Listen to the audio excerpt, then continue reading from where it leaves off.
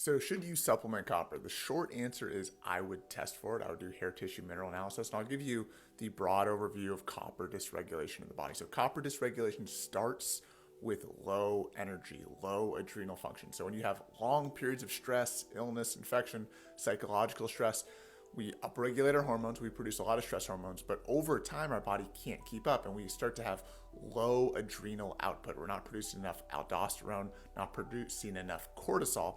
And so these hormones signal to the liver to bind copper to ceruloplasmin, which is basically the transport protein which allows copper to be available or bioavailable in the body and carry out its functions. So copper has many important functions in the body.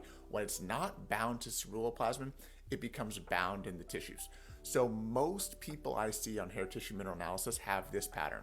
They have a high zinc to copper ratio. So it appears as if they have a lot of zinc and not enough copper. But really what's going on is that they have low zinc, low bioavailable copper, and high copper toxicity in their tissues because they also have this low adrenal function. And so they have some of the signs of excess copper. They have anxiety, depression, mood disorders, inflammatory skin conditions. And so it appears that their body needs to be supplemented with copper.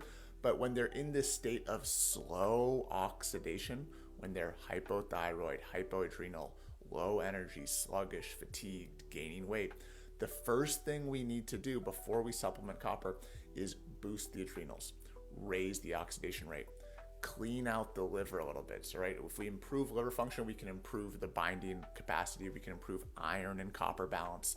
But there's an order of operations through mineral balancing, which I found to be very valuable for people, where we sort of take the guesswork out of it and go through a more systematic approach to remineralizing the body and bringing energy back into the body as opposed to randomly supplementing. And so for the slow oxidizer, which is 70 to 80% of people, you wouldn't supplement copper in high doses, especially right away. There's one case in which copper, even at higher doses, can be very effective, and that's when someone has the fast oxidation pattern and they have low copper on their hair tissue mineral analysis. In this case, this person will actually benefit from copper even at higher doses because they're burning through copper very quickly, and copper can help slow down their oxidation rate. So if you are a slow oxidizer and you take high doses of copper, you might notice some improvements in different symptoms, which is true of a lot of the minerals, but ultimately you can risk slowing down your rate of oxidation even further, meaning less energy over time, even more sluggishness, more inflammation, more weight gain, even if maybe some other symptoms like maybe some skin issues are improving. And so, long story short, the best thing to do is test. A hair tissue mineral analysis is an affordable, actionable test for looking at the minerals in a very holistic perspective and finding a way to balance out different ratios on the test. So if you're interested in that, reach out to me.